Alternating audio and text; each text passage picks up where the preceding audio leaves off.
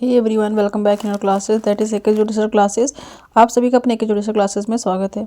So guys, today we are going to do section 3 sub clause G of the Hindu Marriage act.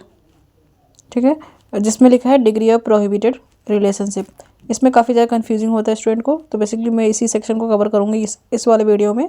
Next video में हम आगे जो points हैं, जो important provisions हैं, उनको कवर करेंगे। स्पेशल इसका एक अलग से वीडियो मैं इसलिए बना रही हूँ, मोस्टली लोग इसमें कंफ्यूज होते हैं। देखिए, जो यहाँ पे डिग्री ऑफ प्रोहिबिटेड रिलेशनशिप लिखा हुआ है वो क्लॉज जी में दिया हुआ है। अगर आपको लर्न करने में कुछ भी इशूज आते हैं कि किस में होगा किस में नहीं होगा, ये तो एक तो अगर सेक्शन 3 में दिया होगा तो ये आपका सीक्वेंस वाइज तो होता ही है।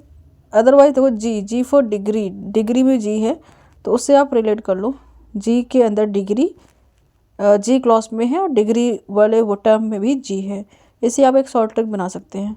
और ये सेक्शन 3 के बाद हम बात कर रहे हैं। ठीक है, 3 का भी डिज़ाइन कुछ जी के ही तरह है, तो उसी से ही आप रिलेट करके अपने इस सेक्शन को लर्न कर सकते हैं। और क्योंकि हम सेक्शन 5 में जाएंगे तो इसका ये सब क्लॉज नहीं होगा, वहाँ पे चेंज होगा। तो यहाँ पे आप इसको रिलेट करिए। अभी हम इसी को पढ़ रहे हैं, 5 को नहीं रेफर कर रहे हैं। 5 में जब मैं पढ़ाऊँगी उस टाइम मैं आपको ट्रिक बताऊँगी कैसे आपको लर्न करना है। बट यहाँ पे सेक्शन 3 को पढ़ रहे हैं, सब क्लॉज 3 को जी को पढ़ रहे हैं, और जी को हम लर्न करने के लिए हमने डिग्री का जी लिया है और उससे रिलेट किया हुआ है। ठीक है, अब टू इसका मतलब क्या है? पहले डिग्री मतलब कि कितने रिलेशनशिप हैं जिनमें हमें नहीं इन्वॉल्व होना है, उसमें प्रोहिबिटेड किया गया है, रोका गया है, उसके बारे में ये सेक्शन बात करता है। डिग्री मतलब कितना ऊंचाई, ठीक है, इन टर्म हम यहाँ पे रिलेट किया गया। तो जैसे लिखा है कि 2 person are said to be within a degree of prohibited relationship, मतलब 2 लोग को हम इस वाले डिग्री ऑफ प्रोहिबिटेड रिलेशनशिप में कब डालेंगे, कब उनको हम बोलेंगे he is the person who is in the degree of prohibited relationship. तो उसके बारे में हम सेक्शन 3 सब क्लॉज जी में पढ़ रहे हैं। इसके सब क्लॉसेज हैं, ये सारे लोग हैं जिनको हम डिग्री ऑफ प्रोहिबिटेड रिलेशनशिप में डालते हैं, और उसको हम यहाँ पे हिंदू मैरिज एक्ट में इन रिलेशनशिप में मैरिज करना अलाउ नहीं है, because we are doing study of Hindu Marriage Act. Marriage if one is linear ascendant of other. देखो, लीनियर मतलब लाइन, असेंडेंट मतलब असेंडिंग डिसेंडिंग आपने पढ़ा होगा, तो असेंडिंग मतलब बड़े, ओके। असेंडेंट, डिसेंडेंट में क्या होगा? डाउनवर्ड। ठीक है, जैसे कि यहाँ पे मैं अगर एक डायग्राम बनाऊँ, ये एक लाइन है, इस लाइन ये पर्सन है, इस पर्सन के ऊपर हायरार्की में कितने लोग हैं, इस पर्सन के नीचे वाले हायरार्की में कितने लोग हैं जो इन्वॉल्व होंगे प्रोहिबिटेड रिलेशनशिप में। तो असेंडिंग में जाएंगे तो ऊपर की तरफ हम जाएंगे, डिसेंडिंग में जाएंगे तो हम यहाँ बोलेंगे, जिसको हम बोलते हैं डिसेंडेंट रिलेशनशिप। ठीक है, ये लोग हैं, इसमें कुछ लोग होंगे, कुछ इसमें लोग होंगे, जिसको हम बोलेंगे all these persons are prohibited. अब इसका भी मैं आपको डिटेल बताऊंगी। अभी पहले सबसे बड़ी बात आपको ये बता दिया गया इसमें कि you are not allowed to do marriage in linear ascendant of other, means अपने से ऊपर वाले जो लीनियर असेंडेंट हैं उनमें आपकी शादी नहीं हो सकती। अब वो कहाँ तक अप्रोच है वो हम नेक्स्ट लाइन में पढ़ते हैं कि कौन कौन इसके अंदर इंक्लूड है।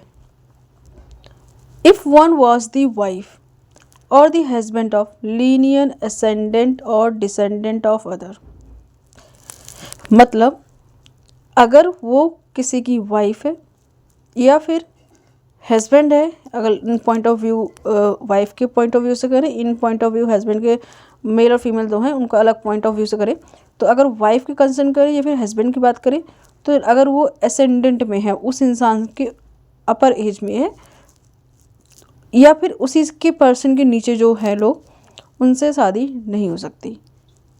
ठीक है, अभी इसमें पहले वाले प्रोविज़न में बोला है कि आप लीनियर असेंडेंट में आपकी शादी नहीं हो सकती। नीचे वाले में बोल रखा है अगर वो हस्बैंड या वाइफ हैं, हस्बैंड है, उस हस्बैंड और उस वाइफ के असेंडेंट में जो हैं और डिसेंडेंट में जो लोग हैं उनसे शादी नहीं हो सकती।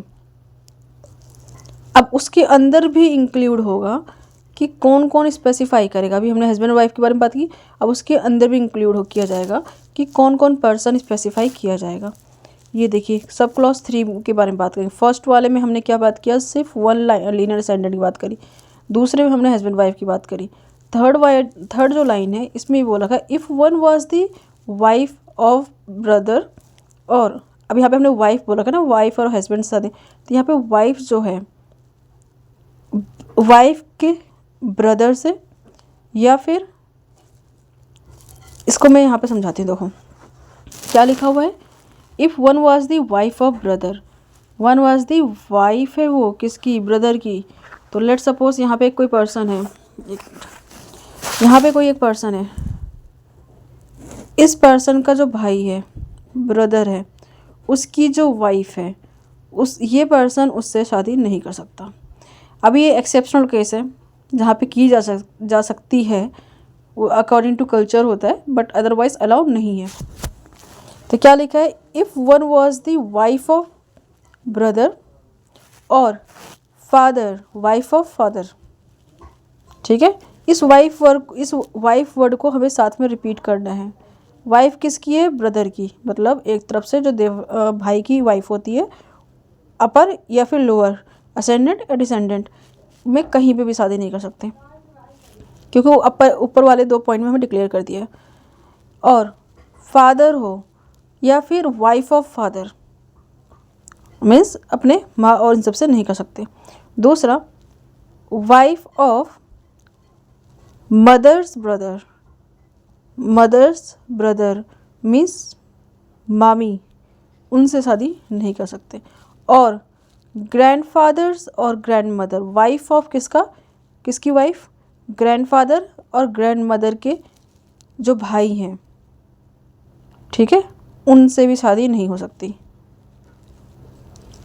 तो अभी हमने यहाँ पे देखो, अभी हमने क्या कहा कि ब्रदर ऑफ किसके, यहाँ प्रॉपर लिख देती हूँ, ब्रदर है, ब्रदर ऑफ किसके, एक तो आपके पेरेंट्स की बात की गई है, मदर और फादर की, ठीक। और फिर इसके बाद ब्रदर ऑफ किसके, ग्रैंड पेरेंट्स के जो ब्रदर हैं, ठीक है, उनसे भी शादी नहीं की जा सकती, ब्रदर की वाइफ से। तो ये सब क्या है, पेरेंट्स के, जो पेरेंट्स हमारे मदर फादर हैं, इनके जो भाई हैं, ब्रदर हैं, उनकी जो वाइफ हैं, उनसे शादी नहीं की जा सकती। सेम ऐसे ग्रैंड पेरेंट्स के भी रूल अप्लाई है। तो ये इस लाइन में यही मीनिंग दिया गया है, क्योंकि मोस्टली बच्चे यहाँ कंफ्यूज हो जाते हैं, जो मैं यहाँ पर क्लियर कर दिया मैंने, कि वाइफ है, भाई खुद के जो भाई हैं उनकी वाइफ से नहीं कर सकते, अपने फादर की वाइफ से नहीं कर सकते, अपने मदर के भाई की वाइफ से नहीं कर सकते, अपने ग्रैंड पेरेंट्स के ब्रदर की वाइफ से नहीं कर सकते शादी, ठीक है। अब आप रिलेट कर लो, ताई या फिर जो भी मामा मामी जो वर्ड बोलते हो आप यूज़ कर लो। नेक्स्ट बोल रखा है ये हमारा, अगर हम देखें ध्यान से, अगर हम पढ़े तो ये जो थर्ड क्लॉज है ना, ये पूरा का पूरा किसके बारे में बात कर रहा है, असेंडेंट के बारे में बात कर रहा है, उस पर्सन के असेंडेंट है सारे। हम जब नेक्स्ट क्लॉज में पढ़ेंगे, फोर्थ क्लॉज में, जी के फोर्थ क्लॉज में, इसमें सारे डिसेंडेंट होंगे, उस पर्सन के डिसेंडेंट के बारे में बात किया गया है कि if the two are the brother and sister, अब उस इंसान का, उस पर्सन का भाई है, बहन है, उनमें शादी नहीं हो सकती आपस में, अंकल है या फिर नीस है, भतीजा है, फिर भाई या फिर चाचा चाचा हैं, इनमें शादी नहीं हो सकती, और आंटी और नेफ्यू हैं, इनमें शादी नहीं हो सकती, या फिर दोनों कोई ऐसे children of brother and sister और ऑफ 2 ब्रदर और 2 सिस्टर्स हैं, इनमें नहीं हो सकती।